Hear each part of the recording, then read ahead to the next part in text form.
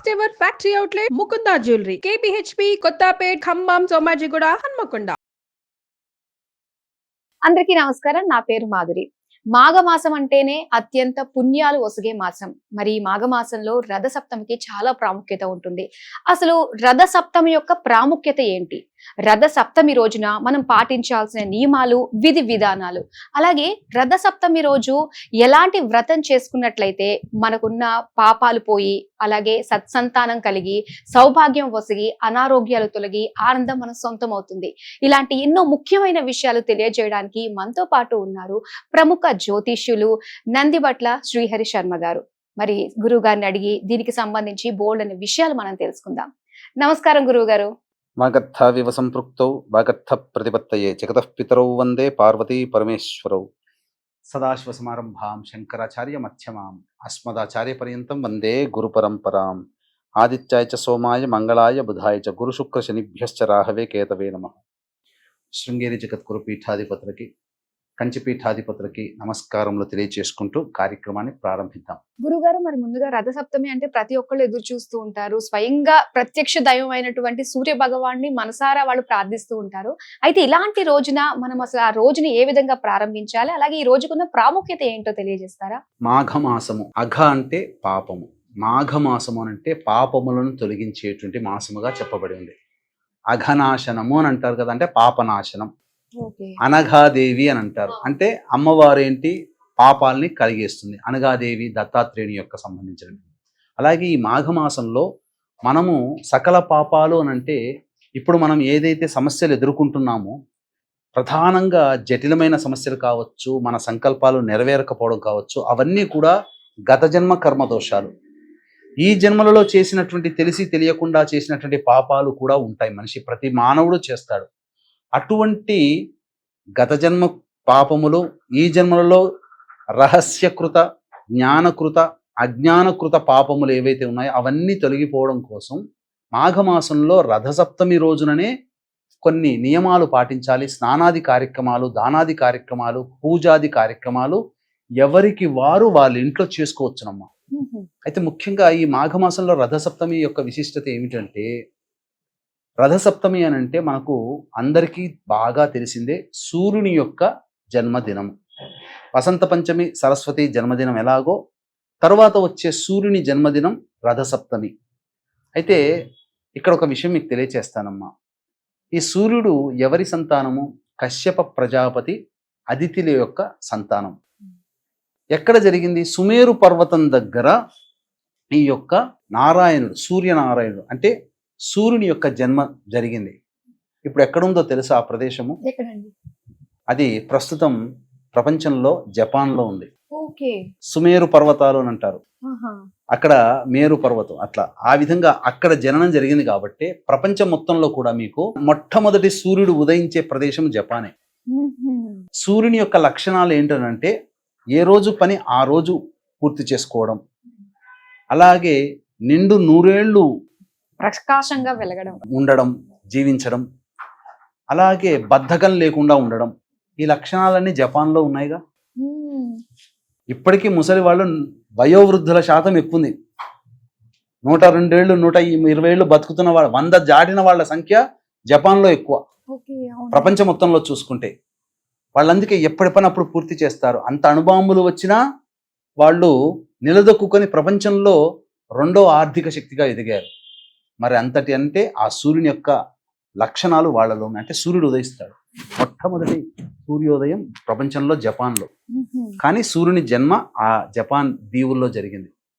అయితే ఇక్కడ ఈ రథసప్తమి రోజున ప్రధానంగా అనేక విషయాలు మనం వ్రతాలు, నియమాలు, స్నానాలు అనేటువంటివి ఆచరించాలమ్మా. అయితే ముఖ్యంగా స్నానాలు అని చెప్పేసి అన్నారు కాబట్టి, సో అంటే ఆ రోజు పర్టికులర్ గా విధి విధానం ఏమన్నా ఉంటుందంటారా స్నానాధికాలకి? మనకు స్నానం ఆచరించే సందర్భము అనేక మాసాల్లో చెప్పబడకపోయినప్పటికీ కూడా ముఖ్యంగా రథసప్తమి రోజునే విశేషంగా స్నానం ఆచరించమని శాస్త్రం చెప్పబడి ఉంది.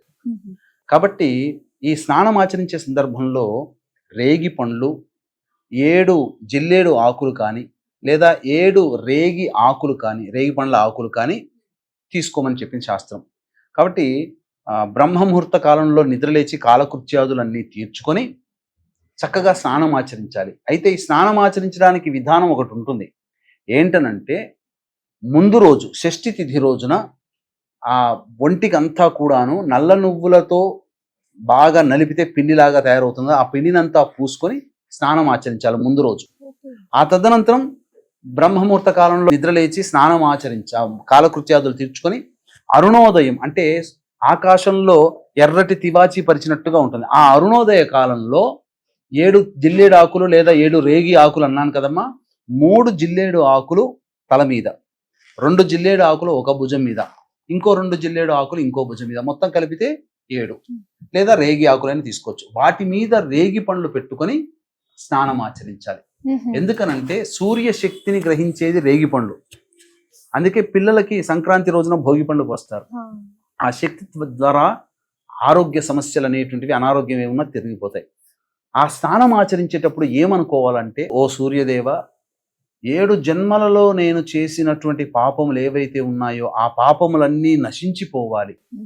ఈ జన్మలలో నాకు బుద్ధి వచ్చింది, ఇక ఈ రోజు నుంచి నేను ఏ తప్పు చేయను. ఇప్పటి వరకు నేను రహస్యంగా చేసినవి కానీ, జ్ఞానంగా చేసినవి కానీ, అజ్ఞానంతో చేసినవి, ఆ దోషములన్నీ తొలగిపోవాలి అని చెప్పి స్నానం ఆచరించాలి. స్నానం ఆచరించిన తరువాత అప్పుడు రాగానే, ఇంటి నుంచి బయటికి రాగానే ఉదయిస్తున్నటువంటి, అది నదీ తీరంలోనైనా చేయొచ్చు, సరస్సులోనైనా చేయొచ్చు, తటాకంలోనైనా చేయొచ్చు, పుష్కరిణిలోనైనా చేయొచ్చు. ఇవేవి ఇప్పుడు ఉన్నటువంటి ప్రస్తుత కాలంలో లేవు కాబట్టి మన ఇంట్లో ప్రతి ఇంట్లో గంగాజలం ఉంటుంది, లేదా పూజా స్టోర్స్లో గంగాజలం దొరుకుతుంది. ఆ నీళ్లు బకెట్లో వేసుకొని ఆ నీళ్లతో స్నానం ఆచరించాలి. ఆచరించగానే చక్కగా ఉదయిస్తున్నటువంటి సూర్యుడికి ఒకసారి నమస్కారం చేసుకొని 6 సార్లు అర్ఘ్యం ఇవ్వాలి.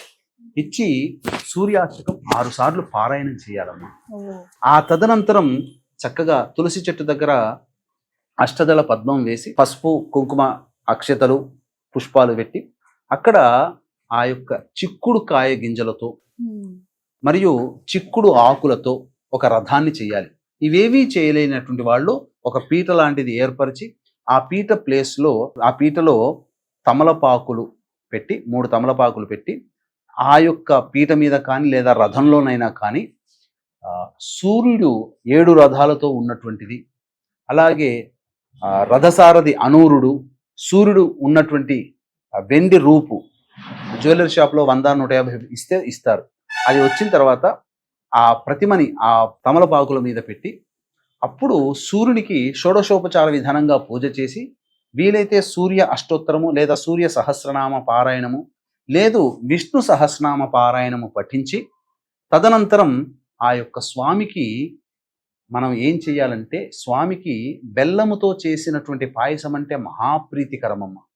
ఆ బెల్లంతో చేసినటువంటి పాయసాన్ని చిక్కుడు ఆకుల దొంతరలో ఆ పాయసాన్ని పెట్టి ఉదయిస్తున్నటువంటి సూర్యునికి చూపించి అక్కడ కింద పెట్టి నైవేద్యం పెట్టాలి.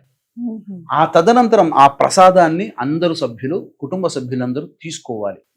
అంటే ఏంటనంటే, ఒక్క సూర్య సంబంధించినటువంటి రథసప్తమి రోజునే చిక్కుడు ఆకుల్లో పెట్టమని చెప్పబడింది. అంటే ఆ రోజున సూర్య కిరణాల్లో ఉండేటువంటి అమృత కిరణాలు ఏవైతే ఉంటాయో ఆ చిక్కుడు ఆకులలో పెట్టబడినటువంటి బెల్లం పాయసంలో నిక్షిప్తమై ఆ వేడికి, ఆ బెల్లం పాయసం వేడిగా ఉంటుందిగా, ఆ వేడికి చిక్కుడు ఆకుల్లో ఉన్నటువంటి రసాయనాలు పాయసంలో కలిసి రసాయనిక చర్య జరిగి అది తీసుకోవడం ద్వారా మన శరీరంలో మనకు ఈ యొక్క చలికాలం అంతా మనం అనుభవించాం కదా, కార్తీక మాసం, మార్గశిర మాసంలో, పుష్యమాసంలో. ఈ అనుభవించినప్పుడు శరీరంలో ఒక రకమైనటువంటి పంగుత్వము అంటే కృషించిపోవడం జరుగుతుంది. శరీరంలో మనకు తెలియకుండా బ్యాక్టీరియాలు ఉండిపోతాయి, అవన్నీ కూడా నశించిపోతాయి. తరువాత నుంచి ఎండాకాలం ప్రారంభమవుతుంది కదా, శరీరం పుష్టిగా తయారవ్వడానికి మన శరీరం సిద్ధంగా ఉంటుందని దీని యొక్క శాస్త్రీయ సాంకేతికంగా చెప్పవచ్చు. మరి ప్రతి దానికి శాస్త్రీయంగా ఒక రీజన్ ఖచ్చితంగా ఉండి తీరుతుందండి మనం చేసే విధి విధానాల్లో. అలాగే గురువు గారు, ముఖ్యంగా రథసప్తమి రోజున ఏదైనా పలానా వ్రతం కానీ ఏదైనా ఉందంటారా? ఆ రోజున మనకి సౌభాగ్యం కోసం కావచ్చు, అనారోగ్యాలు సమస్యలు తీరడానికి కావచ్చు, ఆర్థికంగా వృద్ధి చెందడానికి కావచ్చు, వీటన్నిటికీ కూడా మనం చక్కగా పాటించి అన్నిటిలోనే మంచిగా ఉండడానికి. ఇప్పుడు మీరు అడిగిన ప్రశ్నే ఒకప్పుడు ధర్మరాజు కృష్ణుని అడిగాడు. కృష్ణ, ప్రజలందరూ కూడా కలియుగ ప్రభావము దగ్గరగా వస్తుంది, ప్రజలందరూ కూడా ద్వాపర యుగం వస్తుంది, ఇక ప్రజలు ఎవరు కూడా నియమాలు పాటించరు, ఎవరిష్టం వారిదిగా ఉంటారు. మరి అప్పుడు ప్రజల్లో చాలా మందికి స్త్రీలకి చక్కటి సౌభాగ్యం ఉండకపోవచ్చు, సంతానం కలగకుండా ఇబ్బంది పడుతుండవచ్చు, ధనపరమైన సమస్యలు ఇబ్బందులు పడుతుండవచ్చు, ఉద్యోగపరంగా, వ్యాపారపరంగా, వృత్తిపరంగా సమస్యలు వస్తాయేమో, అలాగే వివాహం కాని అబ్బాయిలు అమ్మాయిలు ఎక్కువగా ఉంటారేమో, వివాహమైన దాంపత్య సమస్యలు ఈ కలి ప్రభావంలో ఇప్పుడు చెప్పబడినటువంటి అన్ని రకాల సమస్యలు ఉంటాయేమో. కాబట్టి ఈ యొక్క సమస్యల నుంచి బయటపడాలంటే కలియుగంలో, ఇప్పుడు ద్వాపరయుగంలో ఎలాగో ఉన్నాం, కానీ కలియుగంలోనైనా కానీ మనుషులు ఆనందంగా ఉండాలంటే ఏమైనా వ్రతం ఉందా అని చెప్పి కృష్ణుడిని ధర్మరాజు అడుగుతాడు. అప్పుడు కృష్ణుడు చాలా సంతోషిస్తాడు. ప్రజలని కన్నబిడ్డలాగా పరిపాలించే రాజులాగా నువ్వు అడిగావయ్యా, ద్వాపరయుగం నీతో పోతుంది, కానీ నువ్వు భవిష్యత్తులో వచ్చే కలియుగంలో జన్మించే మనుషుల కోసం కూడా నువ్వు అడిగావు, చాలా గొప్పవాడివి నువ్వు, కాబట్టి తప్పకుండా తెలియచేస్తానని చెప్పి సాక్షాత్తు కృష్ణుడే ఒక చక్కటి వ్రత విధానాన్ని తెలియచేశాడమ్మా.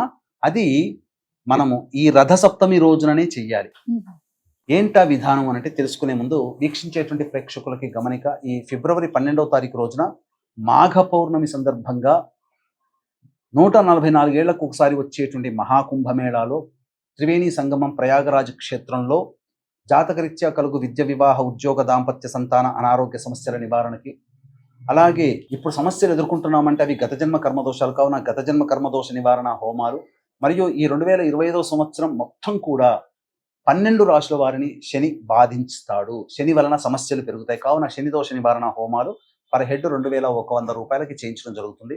అలాగే మనం పుష్కరాల్లో ఏ విధంగానైతే పిండ ప్రదాన తర్పణాది కార్యక్రమాలు చేస్తామో కుంభమేళాలో కూడా అలాగే చేయాలి. కావున భర్త వైపు 3 తరాలు, భార్య వైపు 3 తరాల్లో మరణించిన వారి ఆత్మతృప్తి కోసం బ్రాహ్మణుణ్ణి కర్తగా పెట్టి 13వ తారీఖు రోజున మఖా నక్షత్రం, పితృదేవతా నక్షత్రం ఉంది, ఆ రోజున పిండ ప్రదాన తర్పణాది కార్యక్రమాలు చేయించడం జరుగుతుంది. అవకాశం ఉన్న వాళ్ళు కార్యక్రమ తదనంతరం వీటి వివరాలు కూడా తెలుసుకొని గోత్రనామాలు నమోదు చేసుకోవచ్చు. ఇప్పుడు పరిస్థితులు అనుకూలంగా లేవు, ఆ రోజున 12వ తారీఖు రోజున అనుకూలిస్తే ఖచ్చితంగా ప్రయాగ క్షేత్రంలో చేయించడం జరుగుతుంది. ఒకవేళ అనుకూలించకపోతే కాశీ క్షేత్రంలో ఈ కార్యక్రమాలు చేయించడం జరుగుతుందని గమనించగలరు. ఏమా వ్రతము? ఆ వ్రతం పేరు ఏమిటంటే అచలా సప్తమి వ్రతము అని అంటారు. పూర్వము సగర చక్రవర్తి అనేటువంటి ఇక్ష్వాకు అనగా సూర్యవంశపు రాజు, రాముడి వంశంలో ఉన్నవాడు. ఆ సగర చక్రవర్తి దగ్గర ఇందుమతి అనే ఒక నాట్యకత్తె ఉండేది.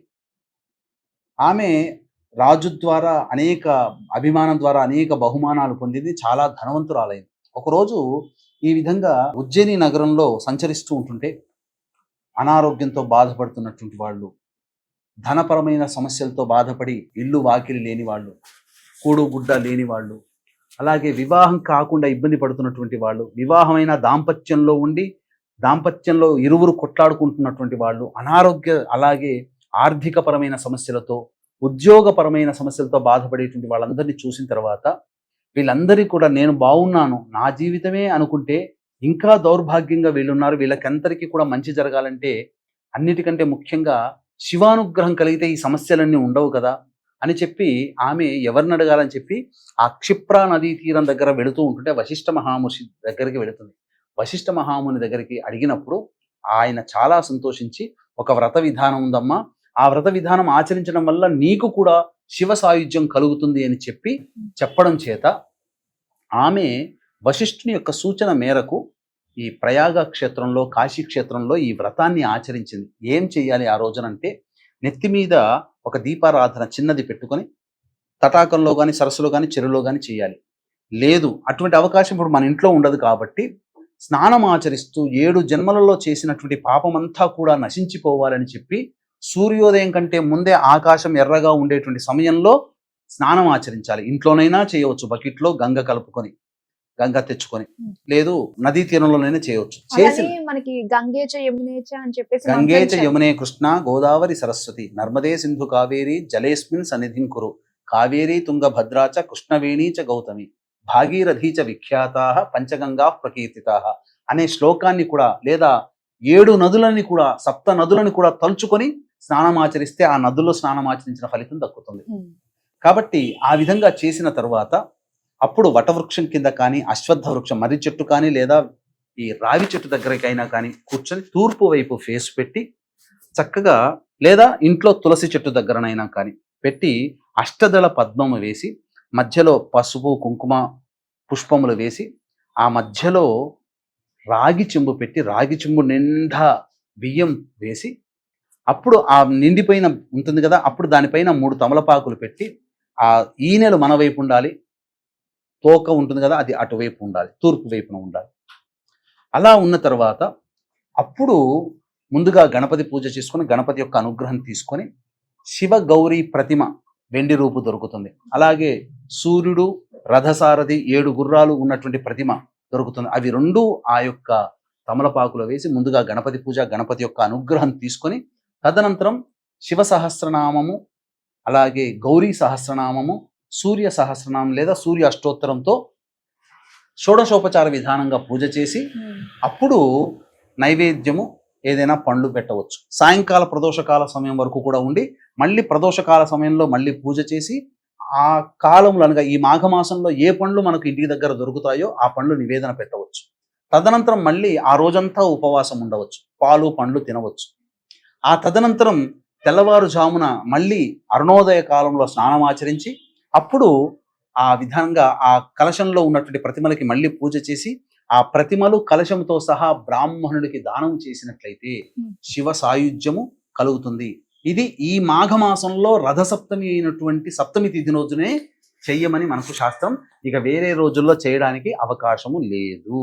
కాబట్టి ఈ రోజునే చేయాలి. ఇటువంటి విధానంగా చేసినటువంటి వాళ్ళకి ఉద్యోగ సమస్యలు తీరుతాయి, దాంపత్య సమస్యలు తీరుతాయి, సంతాన సమస్యలు తీరుతాయి, స్త్రీలకి సౌభాగ్యం కలుగుతుంది, ముఖ్యంగా అనారోగ్య సమస్యలు తీరుతాయి, అలాగే మనకు ఆర్థిక పరమైన సమస్యలు కూడా తీరుతాయి అని మనకు శాస్త్రంలో చెప్పబడి ఉంది. రథ సప్తమి గురించి ఆ రోజు చేసుకోవాల్సిన విధి విధానాల గురించి చాలా చక్కగా వివరించినారు. అలాగే గురుగారు మరి ఈ రోజు పాటించాల్సిన నియమాలు ఏమైనా ఉన్నాయండి? నియమాలు అంటే రథసప్తమి రోజున స్నానం ఆచరిస్తున్నప్పుడు ఆ రోజున నూనె రాసుకోకూడదమ్మా. కొబ్బరి నూనె కానీ ఏ నూనె రాసుకోకూడదు. ఎందుకంటే నూనె అనేటువంటిది శని సంబంధం కాబట్టి ఆ రోజున నూనె రాసుకోకూడదు.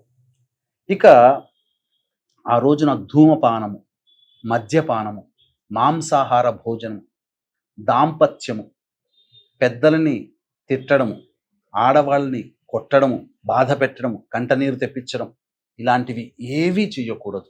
మధ్యాహ్నం పూట అస్సలు సూర్యుడు ఉదయించిన దారభ్యత సూర్యాస్తమయం వరకు అసలు నిద్రపోకూడదు. అలాగే అవకాశం ఉంటే జాగారం చేసినా చాలా మంచిది. కానీ ఆ రోజున రాత్రిపూట టిఫిన్ చేసి నిద్రపోవచ్చు.